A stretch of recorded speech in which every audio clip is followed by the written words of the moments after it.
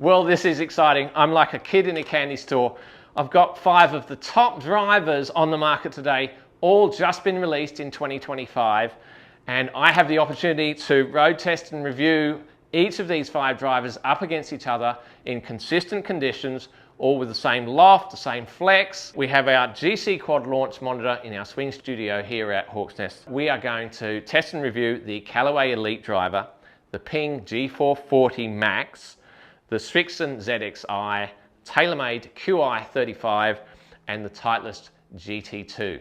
They're all standard at 10.5 degrees. The Titleist is at 10 degrees. We've cranked it up to 10.75 degrees. So there's a quarter degree difference out. So I'm really excited about this to find out which driver goes the furthest, which is the most accurate and most consistent, and which is the most forgiving. G'day golfers, I'm Glen Haynes, the kid in the candy store. Welcome to Aussie Golf Pros, where we help you be the best golfer you can be.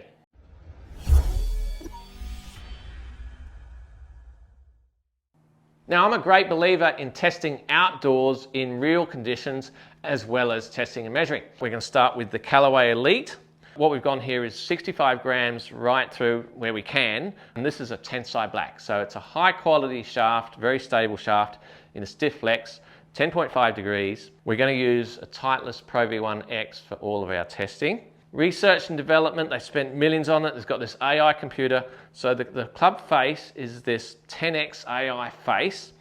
Apparently they built like 75 different faces using 3D printing before they settled on the club face that they use here. Carbon lightweight crown, so it does feel quite light. And apparently they've improved aerodynamics with a lower profile. Oh, felt solid the first one. Nearly went in the hole. That's a good start. So we've got a carry of 247 yards, total distance of 265.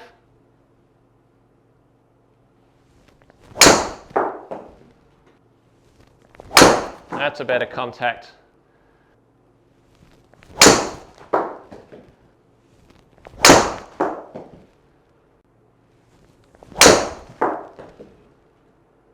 I've hit 3 shots there that have come a little bit out the bottom, and they've all got a little bit left. Spin was still quite low. That's interesting. Normally, out of the bottom of the club, the spin rate would go up, and I think that's why we're still maintaining a lot of distance. So far, very impressed. Callaway Elyte, forgiving, a little offline to the left when I mishit it, but again, that could be a human error. Next, we have the Ping G440 Max. Now this is a lighter overall weight driver. It's got a carbon fly wrap and a free hosel, whatever that means. So reduced weight, slightly longer shaft. Now 46 inches, that's pretty long. It's only quarter inch longer than the Callaway.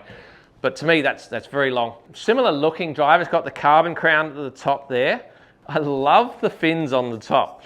I really do think they give it a super look when you're over the golf ball. It sits very nicely. We have the same stock shaft here. It's a Tensei Black stiff shaft, 65 grams. So it's exactly the same shaft that we had in the Callaway Elyte. So we had an average distance there of 266 yards with the Callaway. Let's see what the Ping does.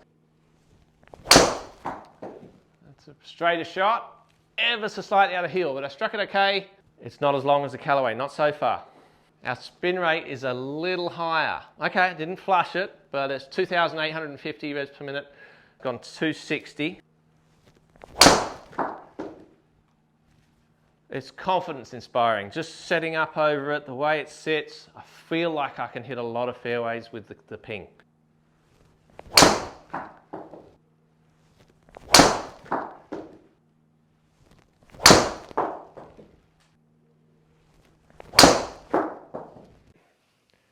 Which driver are you gaming right now? Let us know in the comments. We'd love to hear from you.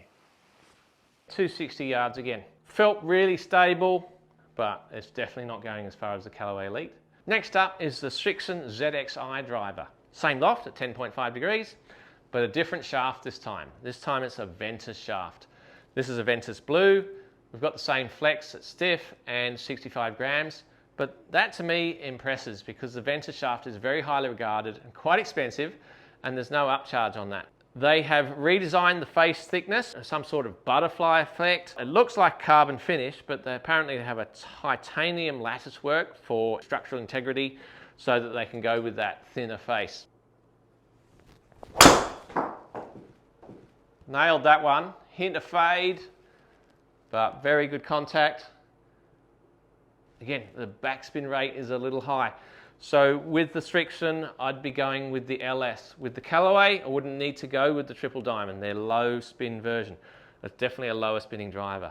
But the Ping and the Srixon, I'd be looking for a lower spin head.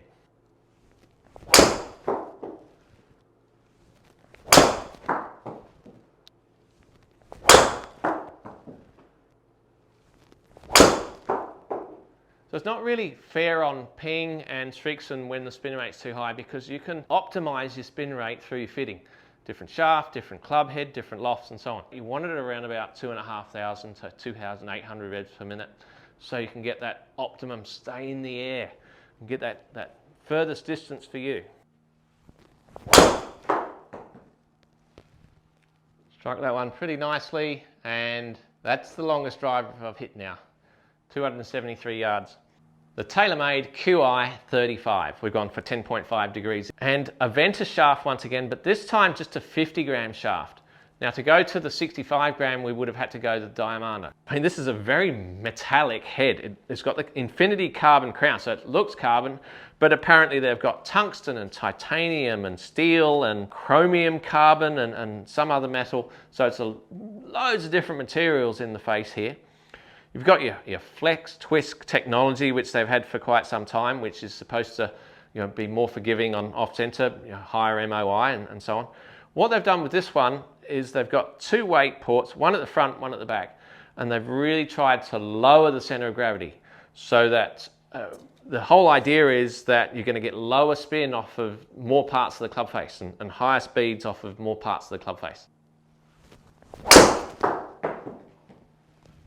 Oh, good, nearly got it. Hint out the heel and then a hint of fade.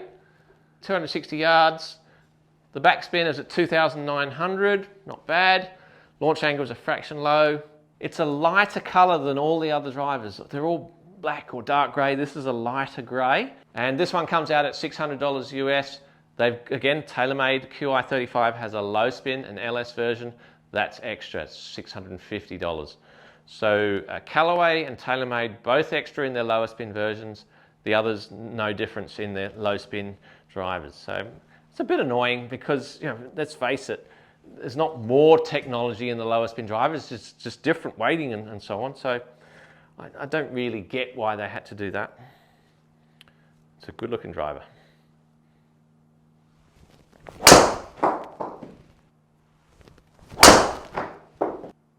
Still a hint of fade, but struck that well. That's gone a long way. There's our longest drive, 282 yards. Now I struck that better, a little higher up the club face. So I'm starting to like what they've done by lowering that center of gravity so that we get less spin. That's 2,380 revs per minute. That's where that extra distance has come from.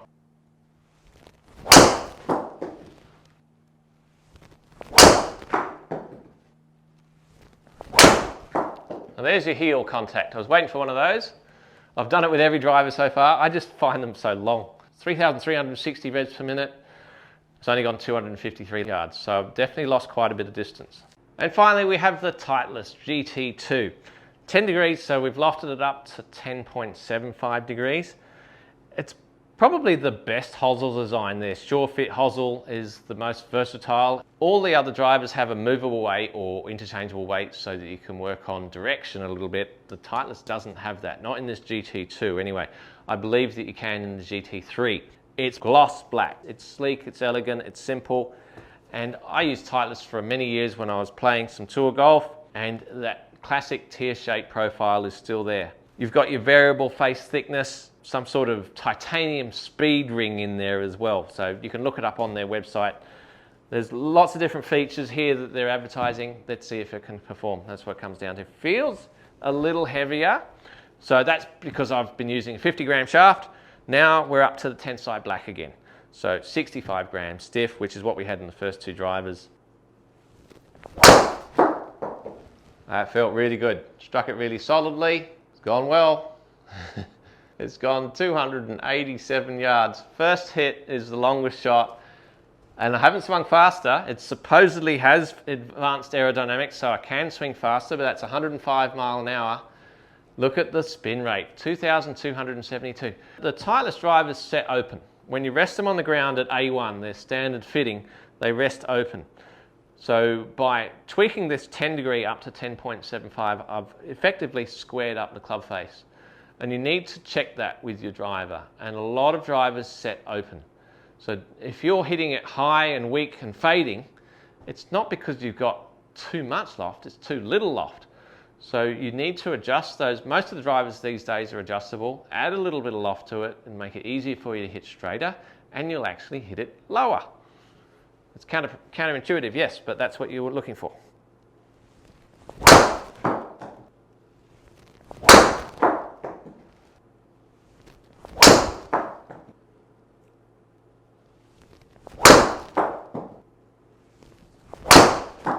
And I've hit this more consistently because I've found the middle. So I've drawn that a little bit, gone 286 yards.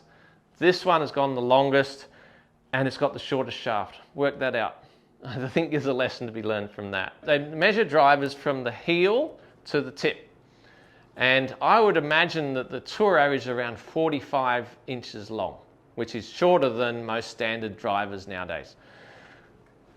Look it up, see if you can find out for me. Pop in the comments below. What's the average length of shaft for the drivers on tour?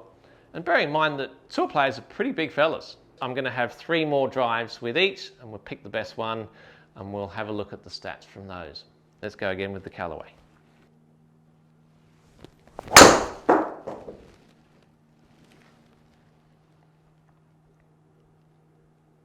Now the Ping.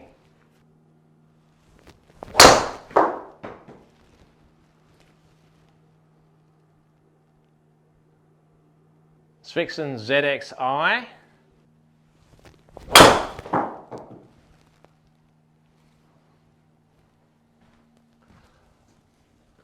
TaylorMade Qi35.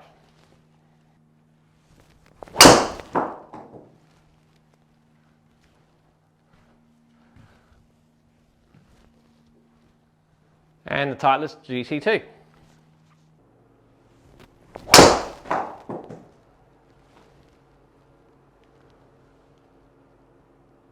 A quick look at the stats. Now the longest driver on average and most consistently long was the Titleist GT2 at just over 280 yards per drive. But the highest ball speeds and the longest single drive came from the TaylorMade Qi35. There was a drive there of 293.6 yards. But it also was the least forgiving, shown by the deviations in both distance and direction, so not getting away with the mishits as much. The straightest driver was the Srixon ZXi, averaging at 15 yards offline. But the most forgiving was the Ping G440, deviation of only 6.8 yards per drive, so very consistent distance-wise. But the most consistent on backspin was the Callaway Elyte. On to the second part of our testing, some drives out on the golf course. I'm out at the 15th tee at Hawks Nest Golf Club, and let's see how they perform outside.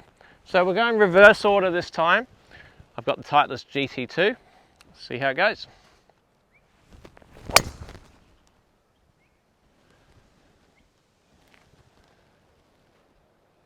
Now Qi35 from TaylorMade.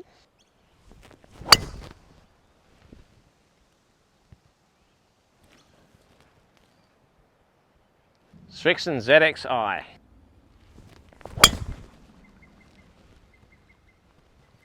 Nice little draw. The Ping G440. Little high. Callaway Elyte. That felt good. So number 3, just down the right hand side. Like the flight of that. Let's go and have a look. So the shots were Titleist. That's up in the middle. It was a good drive. Wasn't quite out the middle, but it was a nice little draw. TaylorMade lost it a little bit. That's the only one that's missed the fairway. Just that lighter shaft just didn't suit me, so it's more of a personal thing. I just felt like I lost a little bit. Still good distance. Then we had the Srixon did very well actually. It was only just short of the Titleist and the TaylorMade. Callaway, I like the flight of it. It seemed to come out with less spin, but it didn't go as far. Maybe it just caught the rough as it came through. Ping just a few yards behind the others. Most of our tee shots here at Hawks Nest are pretty narrow. And this is specifically tight hole, the 13th. Trees all the way down the left. There's an overhanging tree on the right hand side with a fairway bunker up there. This is all about hitting that fairway. So we're going to start with the Ping G440. Breeze off the right a little bit, so expecting a little bit of draw. Exactly what I wanted, little draw. Popped up a little high, a little too much spin, but a very accurate driver and a very forgiving driver, the Ping G440. The Srixon ZXi. Again, just a little too much spin and a little high. It's a sleek, elegant design. I love the fact that you can get the ventus shaft in the Srixon driver. It's the best value for money. It spins a little bit too much for me, this model, so if you do spin the ball a bit, definitely go for the LS version, the low spin. The Qi35 from TaylorMade.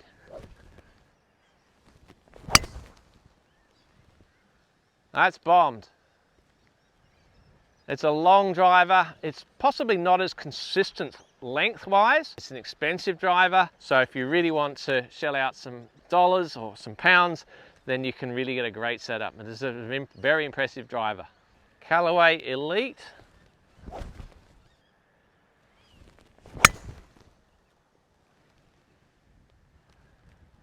That's bombed as well.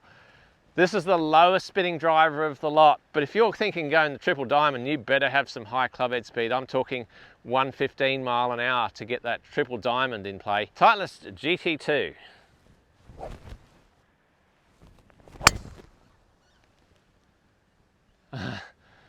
Now that's the best sounding driver as well. This has been the best performing, and I've found the middle most often with this Titleist driver.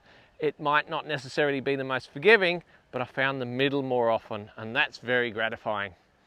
5 just fantastic drivers. Now what you need to realize is that these are all off-the-shelf models.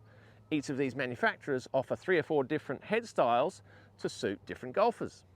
So you need to get to your local PGA Pro and your local fitting days and find the right combination of driver head, loft and shaft to suit you, so that you can find the best driver for you.